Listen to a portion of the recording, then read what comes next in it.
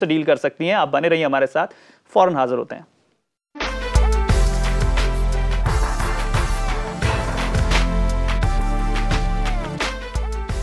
Personal power को बढ़ाने के लिए बेहद जरूरी है पॉजिटिव एटीट्यूड। जब हम कहते हैं कि we can and we will, तो हमें जिंदगी में सफलता मिलती है।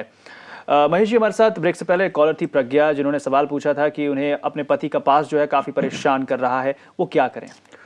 प्रज्ञा, अगर मैं ये कहूं कि मैं समझ सकता हूं आप कैसा फील कर रहे हो तो शायद मेरा झूठ होगा, बिकॉज मैं नहीं समझ सकता वो कैसा फील कर रही हैं। लेकिन एक चीज मैं आपको जरूर बता सकता हूं कि आपको अपने हस्बैंड को फॉरगिव करना ही होगा, बिकॉज अगर आप उनको फॉरगिव नहीं करते तो ये किसी और के लिए कोई नुकसानदेह नहीं होगा, सबसे ज्यादा नुकसान ये आपको दे रहा है। और आपका ठीक रहना बहुत जरूरी है, क्योंकि लंबी लाइफ पड़ी है, बच्चे हैं आपके, तो अपने लिए आपको उनको फॉरगिव करना होगा, क्योंकि ये जो बोझ आप कंधे पे लेके चल रहे हो उसको लेके ज्यादा दिन तक नहीं चल पाओगे। और अगर आपके हस्बैंड ये बोल रहे हैं और आपको सपोर्ट भी कर रहे हैं तो थैंक गॉड, आप गॉड को थैंक कीजिए कि एक राइट टाइम है, किसी से भी गलती हो सकती है और आज गलती होने के बाद वो दोबारा आपके पास आए हैं और आपसे बातचीत कर रहे हैं। तो what I suggest is just forgive. और फॉरगिव के लिए कुछ चीजें हैं जो मैं आपको सजेस्ट कर सकता हूं कि आप अपने आप को ये सोचने की कोशिश करें कि अगर मेरे हस्बैंड मेरे पास आ रहे हैं तो एक लॉयल्टी की निशानी है, गलती हो गई नो प्रॉप्स, अपनी तरफ से आप अपने आप को क्लियर कर दें। बिल्कुल, and that is one of the best thing you can do for your life. बिल्कुल, यहाँ पर आपको जो पास्ट है अपने पति का उसको भुलाना ही होगा। और जैसा कि कहा भी जाता है कि जो गलती करता है उससे बड़ा गुनहगार वो होता है जो माफ नहीं करता है, इसलिए आपको माफी देनी होगी अपने हस्बैंड को। और देखिए फिर रिलेशनशिप कितनी अच्छी हो जाती है, आप दोनों में खुशी रहेगी, प्यार रहेगा और आपकी लाइफ बहुत स्मूथ चलेगी। हम यहाँ पर बात कर रहे हैं कैसे पर्सनल पावर को बढ़ाएं। महेश जी, पर्सनल पावर को बढ़ाने के लिए कई एक्सपर्ट्स ये भी कहते हैं कि पहले आपको पॉजिटिव एटीट्यूड अपनाना होगा। तो क्या हम इसे मान लें कि ये पहली सीढ़ी है पर्सनल पावर को बढ़ाने के लिए? देखिए, यहां पर एक और ऑप्शन मैं इसमें जोड़ना चाहूंगा कि पॉजिटिविटी को बढ़ाना होगा से पहले हमें अपनी नेगेटिविटी को खत्म करना होगा। रीजन बिहाइंड होता क्या है कि हम ऐसे एनवायरनमेंट में रह रहे हैं जहां चारों तरफ से नेगेटिविटी के बौछार है। आप घर में होते हो तो नेगेटिव, टेलीविजन तो नेगेटिव, रेडियो तो नेगेटिव, और ऑफिस में तो नेगेटिव। इतने नेगेटिव आपके पास आ रहे हैं और बीच में जब आप पॉजिटिव बोलते हो तो आपका जो सबकॉन्शियस माइंड है वो उसको एक्सेप्ट नहीं करता कि पॉजिटिव हो रहा है। तो सबसे पहले you must know how to clear that negative so that positive can enter into you. That's why इतनी सारी पॉजिटिव सेमिनार्स होती हैं, इतनी बुक्स होती हैं, वो इतना ज्यादा काम नहीं कर पाती, क्योंकि नेगेटिव के ऊपर यानी कि लोहे पे जंग लगा हुआ है और आप उसके ऊपर पेंट करना चाहते हो, तो आपको पहले उस जंग को हटाना होगा, तभी वो पेंट सस्टेन करेगा। सो जो नेगेटिव थॉट्स आ रहे हैं आपके, just release those negative thought first and फिर देखिए पॉजिटिव कैसे काम करता है। बहुत अच्छी बात आपने बताई यहाँ पर महेश जी ने कि आप पॉजिटिव हो, ये अच्छी बात है, आप ऑप्टिमिस्टिक रहें, ये बहुत अच्छी बात है, लेकिन सबसे जरूरी ये है कि पहले आप नेगेटिविटी को दूर कीजिए और जैसे ही आप नेगेटिविटी को ओवरकम कर लेते हैं उसके बाद आप अपने आप पॉजिटिव हो जाते हैं। हमारे साथ हरिहर जुड़ रहे हैं पटना से, बताइए। हेलो जी, पूछिए, आप अपना सवाल पूछ सकते हैं।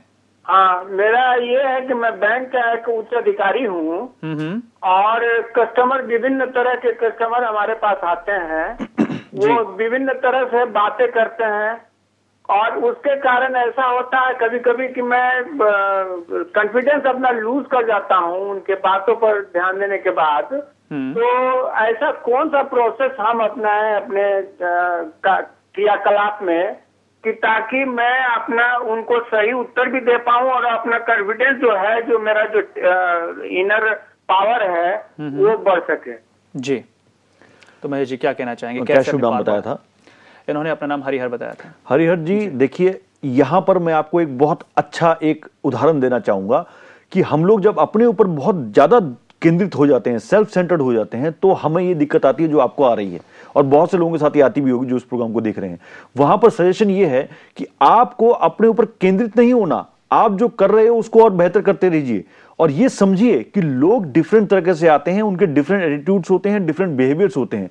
कोई भी आके आपसे कुछ भी बोल सकता है, ये उसकी प्रॉब्लम है, आपकी नहीं है।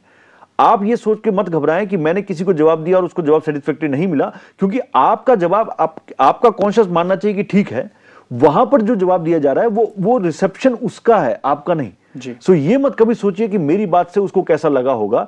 अगर आपने ठीक जवाब दिया अपने हिसाब से और उसने अगर उसको रिसेप्शन ठीक नहीं लिया, this is not your fault, their fault. अगर आप ये समझते हैं तब आप कभी भी ऐसी फीलिंग गिल्ट दिल में नहीं लाएंगे कि मेरा कॉन्फिडेंस लूज हो रहा है। आप कस्टमर को समझें और अगर आपसे वो कुछ उल्टा सीधा बोलता है या बात करता है तो आप इसको समझे कि हर एक आदमी का राइट होता है बोलना और वो अपनी समझ से ठीक बोल रहा है, कैरी ऑन। बिल्कुल इस तरीके से। यानी कि यहां पर ये जाना जरूरी है कि जो आप बोल रहे हैं उस पर आपको कॉन्फिडेंस होना चाहिए, और अगर दूसरा सुनने वाला जो है वो उसे गलत ढंग से ले रहा है तो वो उसकी प्रॉब्लम है, वो आपकी प्रॉब्लम नहीं है। महेश जी, हम यहां पर बात कर रहे थे कि कैसे अपनी पर्सनल पावर को बढ़ाएं। कई बार आदमी रिस्पॉन्सिबिलिटी के चलते, या फिर ऐसा भी होता है कि उसे लगता है कि वो कोई काम में जा रहा है, उसे सफलता मिलेगी नहीं मिलेगी, इसलिए वो इनिशिएटिव लेना ही पसंद नहीं करता।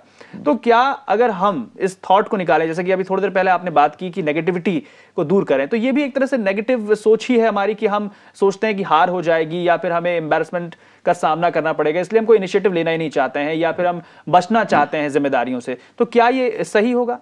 देखिए, सबसे ज्यादा ग्रोथ के लिए हम सब लोग ग्रोथ के लिए आगे बढ़ना चाहते हैं। यहां पर ग्रोथ आपको तभी मिलेगी जब आप कुछ करोगे। होता क्या है कि हम बार बार जब गलती करते हैं या हम कुछ करते हैं तो गलती हो जाती है, तो जब 3-4 बार वो गलती रिपीट होती है तो हमारा इनर पावर कम हो जाता है, और ये खास तरह की पर्सनैलिटीज में पाया जाता है ज्यादा। लेकिन इस चीज को समझे, अगर आपने गलती नहीं की तो आपने कोई अच्छा काम नहीं किया, बिकॉज गलती के थ्रू ही आगे बढ़ते हैं। जितने भी सक्सेसफुल लोग हुए हैं, जब आप उनके बारे में पढ़ते हैं, जानते हैं, तो आपको समझ में आता है कि वो पहले नॉर्मल इंसान थे, फिर उन्होंने गलती कर करके सीखा, और इसको बोलते हैं फेलिंग फॉरवर्ड। एक प्रिंसिपल है, गिरे तो आगे की तरफ गिरे। गलती की आपने, आप गिरे हैं, आगे की तरफ जब उठेंगे तो एक कदम आगे से उठेंगे, पीछे से नहीं उठेंगे।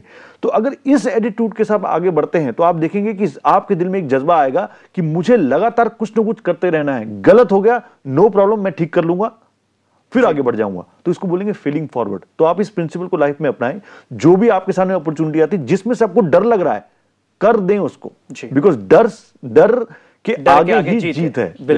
डर के आगे जीत है। और मैं आपको ये बात भी यहां पर बताना चाहूंगा कि गलती वो होती है, अगर आप उस गलती को करते हैं, उससे कोई सबक नहीं लेते हैं और दोबारा आप वैसी मिस्टेक करते हैं, उसे हम गलती कहते हैं। जबकि अगर आप एक गलती से सबक ले लेते हैं तो वो एक्सपीरियंस होता है, वो आपके लिए अनुभव होता है। यहां पर एक छोटे से ब्रेक के लिए रुकेंगे, लेकिन ब्रेक के बाद भी हम जानेंगे कि कैसे हम अपनी पर्सनल पावर को बढ़ा सकते हैं, लाइफ में कैसे सक्सेस हासिल की जा सकती है, कैसे कॉन्फिडेंस आप हासिल कर सकते हैं पर्सनल पावर को बढ़ाकर।